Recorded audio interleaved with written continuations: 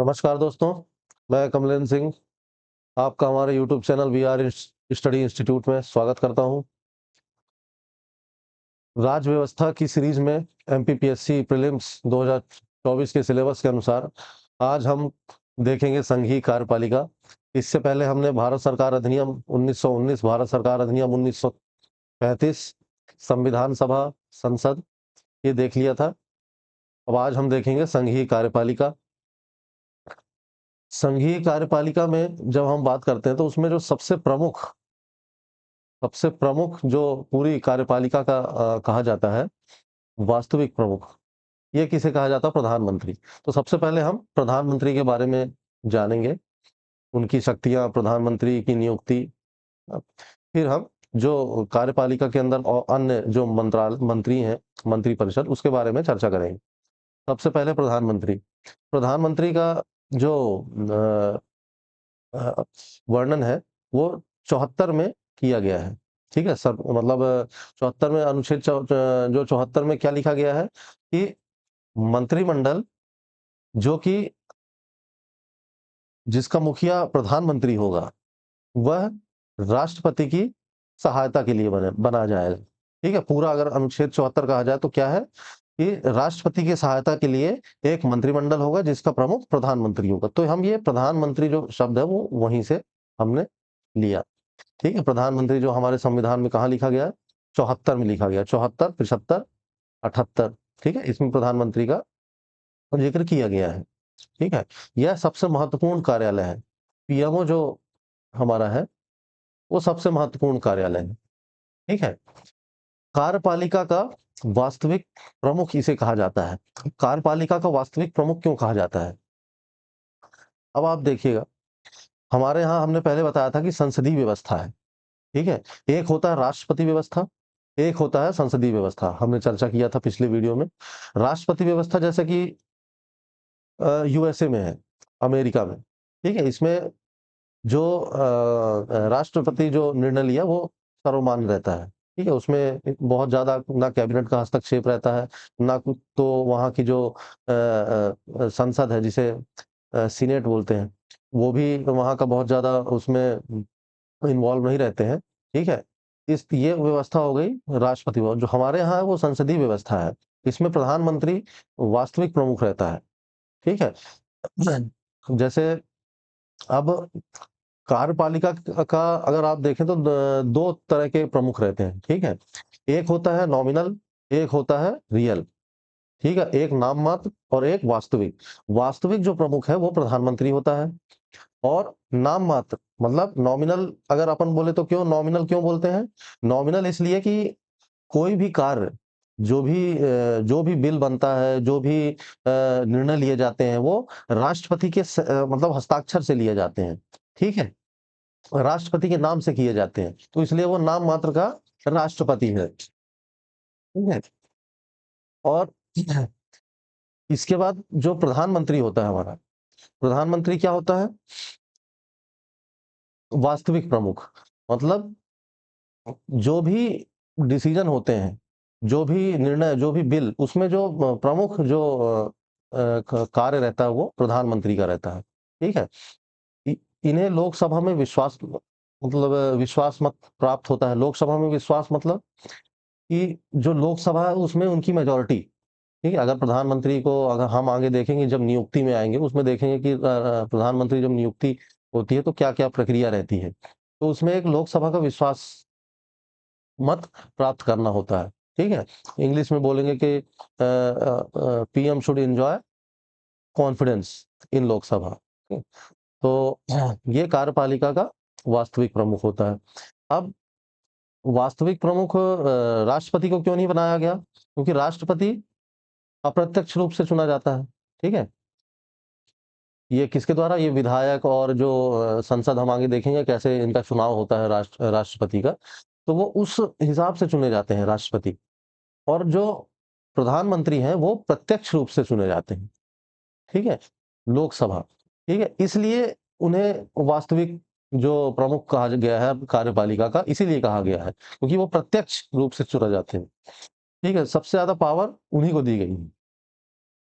और जो कार्यपालिका है, वो क्या कहते हैं, अपनी संसद के प्रति यानी विधायिका के प्रति ज़िम्मेदार होता है।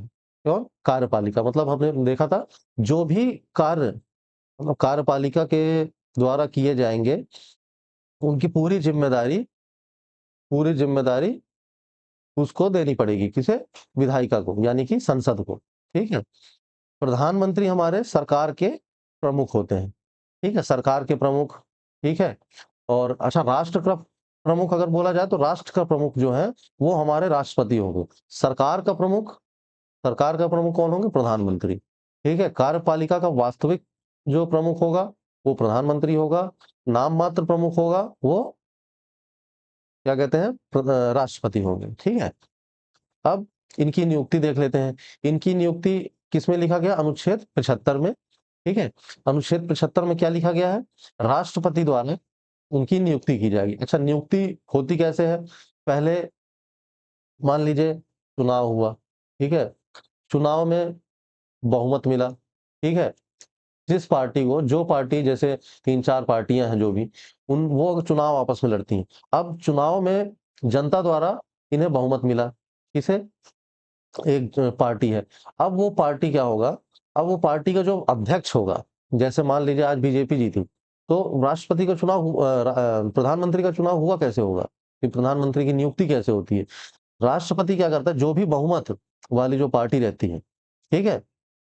बहुमत वाली पार्टी रहती है। अच्छा, इसमें एक बात ध्यान रखिएगा, एकमात्र बहुमत पार्टी। हमारे संविधान में कोई भी ऐसा उल्लेख नहीं है कोलिशन गवर्नमेंट, ठीक है? यानी कि जो अलायंस होता है, ठीक है? अलायंस मतलब गठबंधन, गठबंधन वाली सरकार का हमारे जो संविधान है उसमें कोई ऐसा उल्लेख नहीं है, क्योंकि ये हमारी कई बार मजबूरी बन जाती है। सुप्रीम कोर्ट ने इस पर एक फैसला दिया था, क्योंकि ये हमारी एक मजबूरी, अगर हम ऐसे देखेंगे तो फिर तो किसी अगर मान लीजिए 3 पार्टियाँ हैं, अब तीनों के पास बराबर-बराबर जो है सीटें हैं, ना किसी के पास पूर्ण बहुमत नहीं है, तो उस इस स्थिति में क्या करेंगे? ऐसे में तो पद खाली ही रह जाएगा। ये हमारी मजबूरी है कि हमें जो गठबंधन वाली सरकार की भी कई बार ज़रूरत पड़ती है। कब? जब बहुमत नहीं होता है, ठीक है? बाकी संविधान में क्या लिखा गया है? एकमात्र बहुमत जीतने वाली पार्टी को राष्ट्रपति द्वारा आमंत्रण किया जाता है। तो ये जो पार्टी है हमने बताया, ये पार्टी बहुमत जीतेगी, ठीक है? बहुमत है इनके पास, ठीक है? 272 जैसे लोकसभा में अभी फिलहाल में अगर देखा जाए तो 272 सीटों के अनुसार 272 से सीटें से जिसके ज़्यादा सीटें रहेंगी, उन्हें राष्ट्रपति द्वारा आमंत्रण किया जाएगा, उनके अध्यक्ष को।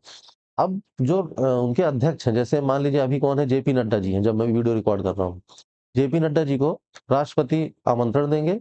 अब जेपी नड्डा जी पार्टी के जो अध्यक्ष हैं, वो आपसी सहमत से, ठीक है? आपसी सहमति से प्रधानमंत्री का नाम बोलेंगे। अगर मान लीजिए श्री नरेंद्र मोदी जी को बनाना है, तो श्री नरेंद्र मोदी जी का नाम बहुमत वाली पार्टी के अध्यक्ष राष्ट्रपति को बताएँगे। अब जैसे ही इनका बहुमत होगा, उस दिन से वो प्रधानमंत्री बन जाएँगे, ठीक है? अब वो प्रधानमंत्री बन गए। अब इसके बाद क्या हुआ? प्रधानमंत्री बनने के बाद कितने दिवस? 30 दिवस के अंदर-अंदर प्रधानमंत्री जैसे ही बनेंगे, उसके अब बन तो गए, नियुक्ति हो गई इनकी, प्रधानमंत्री ये बन गए। अब 30 दिवस के अंदर-अंदर इन्हें लोकसभा में विश्वास मत, जो लोकसभा है उसमें विश्वास मत जीतना होगा। विश्वास मत मतलब लोकसभा की जितनी मतलब संख्या है, जितनी, जैसे मान लीजिए आज 543 है, ठीक है? संसद 543 में से बहुमत मतलब आधे से ज़्यादा 272 से ज़्यादा जो अगर क्या कहते हैं सांसद हैं, अगर इनके पक्ष में वोट करते हैं, ठीक है? मतलब आपका लोकसभा में विश्वास है, मतलब आपकी लोकसभा में विश्वास का मतलब बहुमत है। अगर ये विश्वास आपने जीत लिया, उसके बाद आप प्रधानमंत्री पूर्ण रूप से बने रहते हैं, ठीक है? अब इसके बाद एक जो बात आपको मैं बताऊँ, जब कोई भी आदमी पीएम बना, ठीक है? उसकी नियुक्ति हो गई राष्ट्रपति द्वारा, ठीक है? उसके बाद उसने 30 दिवस के अंदर-अंदर जो है विश्वास मत प्राप्त कर लिया, ठीक है? अब वो पीएम बन गए, अब उन्हें कोई पद से हटा नहीं सकता। यहाँ से जो राष्ट्रपति की जो पावर है, पीएम के प्रति। अब नियुक्ति किया है, कायदे से अगर जो नियुक्ति करता है उसे मतलब अधिकार रहता है कि वो हटा सकता है, पर यहाँ अब ये चीज़ें उल्टी हो जाएँगी। मतलब अब प्रधानमंत्री ने विश्वास मत मत हासिल कर लिया, ठीक है, लोकसभा का, और लोकसभा जो है वो जनता का क्या कहते हैं, जनता द्वारा डायरेक्ट चुनी गई हैं, ठीक है? इसलिए उनसे ज़्यादा शक्तियाँ भी प्राप्त हैं, ठीक है? तो लोकसभा में इसने विश्वास मत जीत लिया, अब इसके बाद इनके पास ऐसी शक्ति हो गई कि राष्ट्रपति भी इन्हें नहीं हटा सकते। बल्कि जो पीएम है, वो एक तरह से जो राष्ट्रपति का हम देखेंगे उसमें इम्पीचमेंट होता है, ठीक है? महाभियोग, वो ला सकते हैं, ठीक है? अब इनके पास अधिकार आ गया कि ये हटा सकते हैं। प्रक्रिया के अनुसार, ठीक है? इम्पीचमेंट लाएँगे, महाभियोग होगा, उसके द्वारा हट सकते हैं, लेकिन राष्ट्रपति जो है वो अब प्रधानमंत्री को नहीं हटा सकते। अब प्रधानमंत्री जी कब हटेंगे? जब उनके पास संसद में जब उनके पास संसद में उनका विश्वास मत ना हो, यानी कि अपना विश्वास खो चुके हों। अगर बहुमत खो चुके होंगे संसद में, तो उससे ज़रूरी नहीं है कि उनकी पार्टी उसमें है, ठीक है? कई बार ऐसा अगर ऐसा हो गया कि मान लीजिए आपने पार्टी ने आपकी इस बीजेपी पार्टी से 272 लोग जीत के आए और 272 ने उस समय राष्ट्रीय अध्यक्ष ने जो है बीजेपी के आपको आपका नाम दे दिया, आप पीएम बन गए।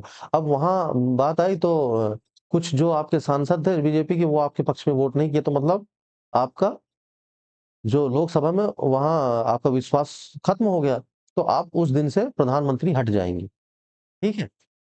तो ये प्रधानमंत्री की नियुक्ति होती है, पूरी नियुक्ति, ठीक है? पूरा प्रक्रिया केवल यहाँ खत्म नहीं होती कि राष्ट्रपति द्वारा को शपथ दिला दी गई, उन्हें नियुक्त कर दिया गया, ठीक है? अब उनको विश्वास मत मतलब जब विश्वास मत जीतना अनिवार्य होता है, ठीक है? लोकसभा में, ये ज़रूरी बात, ठीक है? अगर ये 6 माह की जो अंदर सदस्यता मैंने लिखी है, ये क्या है? 6 माह के अंदर सदस्यता अनिवार्य मतलब कई बार ऐसा होता है जैसे प्रधानमंत्री है, प्रधानमंत्री किसी भी सदन का वो हो सकता है। ऐसा नहीं है कि वो लोकसभा का ही होना चाहिए या राज्यसभा का सदस्य होना चाहिए। राज्यसभा का भी हो सकता है और लोकसभा का भी सदस्य हो सकता है। मतलब सदन में किसी भी सदन के किसी भी जो सदन है, ठीक है? संसद के किसी भी सदन का वो मेंबर हो सकता है, या तो लोकसभा या तो राज्यसभा। अगर दोनों नहीं होता तो भी आप पीएम बन सकते हैं, ठीक है? अगर मतलब ये आपकी जो जो मैंने शुरू में बताया क्राइटेरिया, आपको बहुमत आपकी पार्टी को बहुमत मिल गया, अध्यक्ष ने जो आपके पार्टी के जो अध्यक्ष हैं, उन्होंने आपका नाम आगे कर दिया, राष्ट्रपति ने नियुक्त कर दिया और लोकसभा में आप विश्वास मत जीत गए, तो आप पीएम बने रहेंगे। ज़रूरी नहीं कि आप मतलब उस समय आप सांसद हों, राज्यसभा या लोकसभा सांसद। आपको 6 महीने का अंतराल दिया जाएगा, 6 महीने के अंदर-अंदर आप किसी भी सदन में आप सदस्य बन जाएँ, या तो राज्यसभा के आप सदस्य बन जाएँ या लोकसभा के आप सदस्य बन जाएँ, ठीक है? तो आपको 6 महीने का आपके पास समय रहता है कि 6 महीने के अंदर-अंदर आप कहीं से भी चाहे राज्यसभा से चुनाव जीत जाएँ, चाहे लोकसभा का चुनाव जीत जाएँ और सदस्य बन जाएँ, ठीक है? तो ये उनकी नियुक्ति हो गई। अब शक्तियाँ देख लें, ये बहुत बहुत ही महत्वपूर्ण शक्ति है इनकी कौन-सी? मंत्रिमंडल एवं सरकार का मुखिया। मतलब मंत्रिमंडल जब आपने हम आगे देखेंगे कि जो प्रधानमंत्री नियुक्ति करते हैं राष्ट्रपति जो नियुक्ति करते हैं पीएम की, तो पीएम के साथ-साथ मंत्रिमंडल की को भी नियुक्त करते हैं, ठीक है? और जो मंत्रिमंडल की जी नियुक्ति होती है, वो मंत्रिमंडल की जो नियुक्ति है, वो किसके द्वारा की जाती है? राष्ट्रपति द्वारा, ठीक है? राष्ट्रपति द्वारा, ठीक है? मंत्रिमंडल की नियुक्ति किसकी सहायता से? किसके सलाह पर? प्रधानमंत्री की सलाह पर।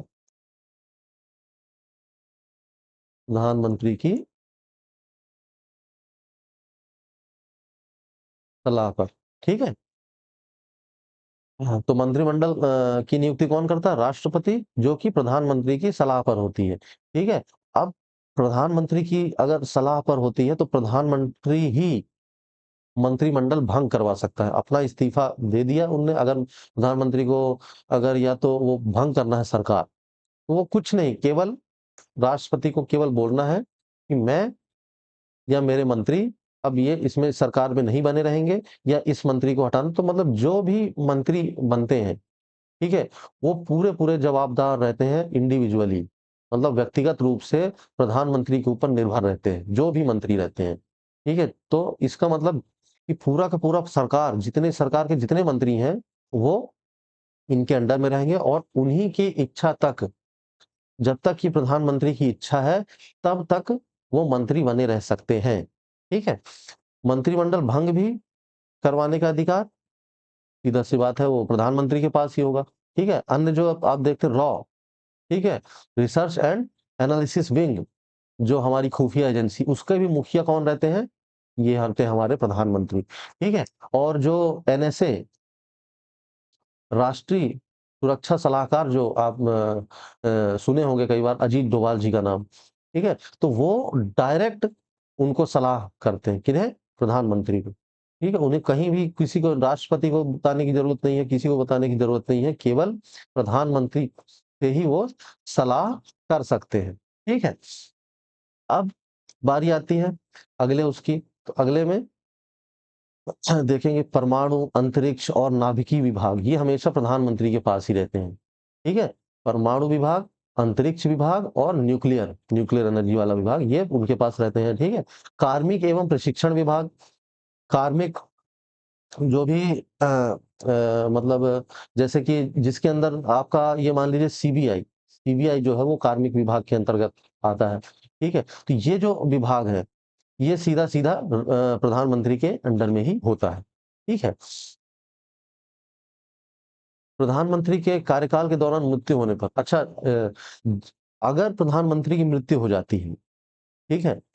जब अगर उनका कार्यकाल चल रहा होता है, ठीक है? अगर मृत्यु हो जाती है, तो मृत्यु होने के बाद क्या होता है? मृत्यु होने के बाद राष्ट्रपति द्वारा कार्यवाहक प्रधानमंत्री की नियुक्ति की जाती है, ठीक है? अच्छा, ये जो कार्यवाहक प्रधानमंत्री का जो वो है, ये कहीं संविधान में नहीं लिखा गया है, ठीक है? अब क्योंकि ये परंपरा चली आ रही थी, जैसे पहली बार जब नेहरू जी की मृत्यु हुई, उसके बाद कौन बने? मोरारजी देसाई बने। तो मोरारजी देसाई 13 या 14 दिन के लिए शायद वो कार्यवाहक प्रधानमंत्री थे। फिर इसके बाद लाल बहादुर शास्त्री जो थे, वो नए प्रधानमंत्री बन गए। मतलब उसमें ये रहता है कि 30 दिन के अंदर-अंदर नया प्रधानमंत्री बना है।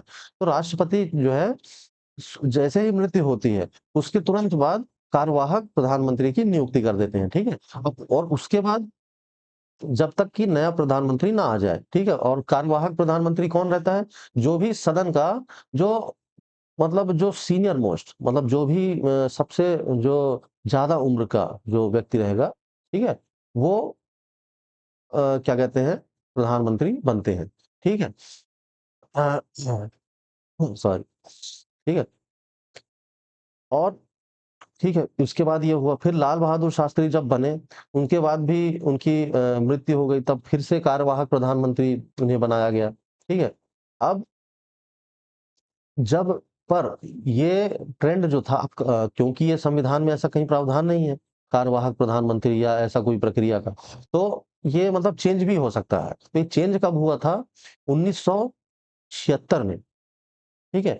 1976 में जब इंदिरा गांधी जी जब सॉरी 1984 में, 84 में जब इंदिरा गांधी जी की मृत्यु हुई थी, उसके बाद जब शायद उस समय जो राष्ट्रपति थे, ज्ञानी जैल सिंह, ठीक है? ज्ञानी जैल सिंह ने डायरेक्ट बिना कार्यवाहक प्रधानमंत्री के, ठीक है? कार्यवाहक प्रधानमंत्री ना नियुक्त करके डायरेक्ट नया प्रधानमंत्री किसे नियुक्त कर दिया था? हमारे राजीव गांधी जी को, और वो उस समय के सबसे यंगेस्ट प्रधानमंत्री थे, ठीक है? सबसे यंगेस्ट प्रधानमंत्री, और शायद अब तक के ही सबसे यंगेस्ट प्रधानमंत्री भी वही हैं, ठीक है? तो सबसे नए प्रधानमंत्री जो थे, वो थे हमारे राजीव गांधी। वो कब उनके बाद आए थे? इंदिरा गांधी जी के बाद। तो राष्ट्रपति जब जैसे मृत्यु हो जाती है, तो राष्ट्रपति के ऊपर रहता है कि या तो वो कार्यवाहक नियुक्त कर दे, या तो जैसा उस केस में हुआ था, इंदिरा गांधी जी के केस में, वो जो रूलिंग पार्टी है, जो जैसे कांग्रेस थी, कांग्रेस से एक उनके अध्यक्ष से नाम पूछा, ठीक है? कौन बनेंगे, और जिन्हें उनने जो भी नाम दिया, उन्हें वो प्रधानमंत्री नियुक्त कर दिया। अब उन्हें करना क्या था? 30 दिन के अंदर-अंदर नया प्रधानमंत्री मतलब शपथ ले ली, और उन्हें लोकसभा में विश्वास प्राप्त कर लिया, ठीक है? लोकसभा में विश्वास प्राप्त किया 30 दिन के अंदर-अंदर, और जैसे ही विश्वास प्राप्त हुआ वो प्रधानमंत्री वो हो गए। अब उनके पास पूरी पावर आ गई। अब उन्हें कोई हटा नहीं सकता अगर उनके पास लोकसभा में विश्वास है। मेन तो मुद्दा यही है ना, लोकसभा में विश्वास। क्यों? क्योंकि एग्ज़ीक्यूटिव जो है, कार्यपालिका जो है, वो उसके प्रति ज़िम्मेदार है, लोकसभा के प्रति, ठीक है? फिर 6 महीने के अंदर-अंदर उन्हें लोकसभा या राज्यसभा किसी में सदस्यता लेनी पड़ी, और एक बार सदस्यता मिली, हो गया, वो प्रधानमंत्री बने, ठीक है? अब अब हम आते हैं केंद्रीय मंत्रिमंडल, ठीक है? केंद्रीय मंत्रिमंडल इंग्लिश में क्या बोलेंगे? यूनियन काउंसिल ऑफ मिनिस्टर्स, ठीक है? अब इसमें अनुच्छेद 74, ठीक है? अनुच्छेद 74 में इसका प्रावधान दिया गया है। इसमें क्या है? एक मंत्रिमंडल का प्रावधान, जिसका मुखिया प्रधानमंत्री होगा, जो कि जिसका जो कार्य होगा वो राष्ट्रपति को सलाह देना, ठीक है? मंत्रिमंडल जो भी है, उसका कार्य क्या रहता है? राष्ट्रपति को सलाह देना, और जो प्रधानमंत्री रहता है, उन सबका कप्तान रहता है, ठीक है? ये एक, आप मान लीजिए, ये टीम है, जो मंत्रिमंडल, उनका मुखिया कौन है? प्रधानमंत्री, ठीक है? तो वो जो भी सलाह देते हैं, वो राष्ट्रपति को माननी पड़ती। अच्छा, शुरुआत में जो है, ये सलाह बाध्यकारी थी, नहीं थी, ठीक है? बाध्यकारी नहीं थी। जब संविधान जिस समय संविधान था, लिखा गया, उस समय जो भी ये जो मंत्रिमंडल सलाह देते थे, वो राष्ट्रपति के लिए बाध्यकारी नहीं होता था। मतलब राष्ट्रपति के ऊपर था, अगर वो माने या ना माने, ठीक है? पर 42वां जो संविधान संशोधन हुआ 1976 में, कब? इंदिरा गांधी सरकार जब थी, ठीक है? इंदिरा गांधी जब प्रधानमंत्री, उस समय क्या कहते हैं, संविधान संशोधन हुआ, उसमें इसे बाध्यकारी बना दिया गया, ठीक है? ये जो सलाह देंगे वो बाध्यकारी रहेगी। फिर उसके बाद 1900 क्या बोलते हैं, 78 में, 1978 में मोरारजी देसाई जब प्रधानमंत्री थे, उस समय 44वां संविधान संशोधन हुआ, ठीक है? 44वां संविधान संशोधन हुआ, उसमें क्या लिखा गया कि जो चाहते तो वो ये चीज़ हटा देते कि बाध्यकारी वाला ये जो सिस्टम है। पर उन्होंने क्या किया कि इसमें एक लाइन ये जोड़ दी कि पहली बार जब भी कोई बिल जाएगा, जो भी प्रस्ताव राष्ट्रपति के पास जाएगा, जैसे बिल पास हुआ, तो पहली बार अगर जो भी जो केंद्रीय मंत्री हैं, जो भी मंत्री हैं, मंत्रिमंडल अगर लेके जाता है उनके पास प्रस्ताव, तो पहली बार तो वो वापस कर देंगे, ठीक है? पहली बार भले वो ना करें, पर अगर दूसरी बार वो सलाह देते हैं, तब दूसरी बार में वो बाध्यकारी रहेंगी, ठीक है? पहली बार अगर 44वां संविधान संशोधन क्या किया गया, जो बाध्यकारी था, वो दूसरी बार में बाध्यकारी, अगर पहली बार अगर राष्ट्रपति के पास अगर जो सलाह जाती थी, तो पहली बार अगर उन्होंने सलाह के मना कर दिया लेने के लिए, ठीक है? कि हम ये सलाह नहीं ले रहे हैं, या उस पर अमल नहीं कर रहे, और दूसरी बार अगर फिर से वही सलाह अगर दी जाती है, तो ये उनके लिए बाध्यकारी होगा, ठीक है? अब इसमें देखते हैं कि मंत्रिमंडल विस्तार। अब इसमें क्या होता है, 3 तरह के मंत्री होते हैं, ठीक है? ये कैबिनेट मंत्री, ठीक है? अब जैसे हो गए ये पीएम हो गए, ठीक है? ये हो गए हमारे कैबिनेट मंत्री, ठीक है? ये राज्य मंत्री, स्वतंत्र प्रभार, ठीक है? ये वाले, और जो ये रहते हैं, ये हो गए राज्य मंत्री, ठीक है? और इसके भी ऊपर ये कौन हो गए? उप मंत्री, ठीक है? कैबिनेट मंत्री, अब ये आप जैसे न्यूक्लियस वाला मॉडल है, जो भी इसके जितने करीब है वो उतना ही पावरफुल है, ठीक है? सबसे करीब है प्रधानमंत्री का तो वो सबसे पावरफुल है, उससे जितना दूर है वो उससे कम पावरफुल है। राज्य मंत्री, स्वतंत्र प्रभार, राज्य मंत्री में क्या अंतर है?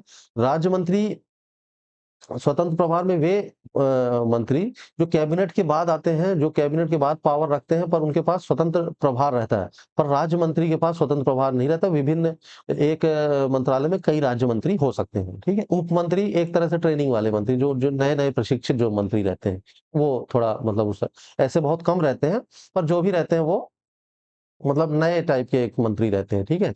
और ये लोकसभा के प्रति सामूहिक इनकी जवाबदारी रहती है। अच्छा, ये क्या है? लोकसभा के प्रति सामूहिक ज़िम्मेदारी का मतलब क्या हुआ? और व्यक्तिगत ज़िम्मेदारी का मतलब जो मंत्रालय है, मंत्रिमंडल है, ठीक है? उसकी सामूहिक मतलब वो किसके प्रति जवाबदेह है, किसके प्रति ज़िम्मेदार है? वो है लोकसभा के प्रति, ठीक है? लोकसभा मतलब एक पूरा आपका जो मंत्रिमंडल है, अगर क्योंकि लोकसभा में विश्वास मत मतलब एक तरह से आपको चाहिए। तो लोकसभा में विश्वास के लिए, ठीक है, आप मतलब उसके प्रति सामूहिक ज़िम्मेदार रहें। अगर लोकसभा में आपकी जो वो नहीं है, अगर लोकसभा में आपको एक्सेप्ट नहीं किया, लोकसभा में आपको कम मतलब मत हैं, तो आप विश्वास खो देंगे और विश्वास आपने खोया मतलब आप मंत्री नहीं रह गए, ठीक है? और प्रधानमंत्री क्योंकि प्रधानमंत्री आपको नियुक्त करवाता है, ठीक है? प्रधानमंत्री की ही सलाह पे आप नियुक्त होते हो, जो भी मंत्री रहते हैं, इसलिए प्रधानमंत्री के प्रति उनकी व्यक्तिगत ज़िम्मेदारी रहती है। जो भी वो काम बोलेंगे प्रधानमंत्री साहब, वो उन्हें करना पड़ेगा, जैसा बोलेंगे वैसा करना पड़ेगा, ठीक है? जो भी उनकी व्यक्तिगत ज़िम्मेदारी वो किसके प्रति रहती है? प्रधानमंत्री के प्रति और पूरे अगर उनकी बात कही जाए, तो वो ज़िम्मेदारी उनकी रहती है लोकसभा के प्रति। क्यों? क्योंकि लोकसभा में उनको विश्वास चाहिए रहता है, ठीक है? तो ये उनके क्या कहते हैं मंत्रिमंडल के बारे में। अब अनुच्छेद 75 में क्या लिखा गया है कि राष्ट्रपति द्वारा मंत्रिमंडल सॉरी ये क्या लिखा है? मंत्रिमंडल, ठीक है? मंत्रिमंडल की नियुक्ति प्रधानमंत्री की सलाह पर, ये हमने पहले भी देख लिया था, ठीक है? राष्ट्रपति क्या करता है? मंत्रिमंडल की नियुक्ति करता है प्रधानमंत्री की सलाह पर, ठीक है? और जो मंत्रिमंडल रहेगा वो क्या कितना रहेगा? 15% जो भी जितनी भी सदस्यता है, मान लीजिए 543 सदस्य हैं, उसका 15% उससे ज़्यादा मंत्री नहीं हो सकते। ये कौन से संविधान संशोधन में था? 91, ठीक है? 91 संविधान संशोधन में क्या था? जो भी जितना भी मंत्री परिषद की जो संख्या रहेगी, ठीक है? वो 15% से ज़्यादा नहीं होनी चाहिए। 15% जो सदन की मतलब लोकसभा की का जो 15% है, ठीक है? लोकसभा का जो 15% जो भी जितनी भी सदस्य था 543 उसका जो 15% उससे ज़्यादा मंत्रियों की संख्या नहीं होनी चाहिए, ठीक है? उससे कम हो जाए जितने भी प्रधानमंत्री जी चाहें, ठीक है? राष्ट्रपति के प्रसाद पर्यंत मतलब राष्ट्रपति जब तक चाहे क्यों? क्योंकि वो नियुक्त करता है, ठीक है? तो नियुक्ति जब वो करते हैं तो उन्हें हटाने का भी अधिकार है, ठीक है? संसद में अयोग्य मतलब मंत्री से अयोग्य।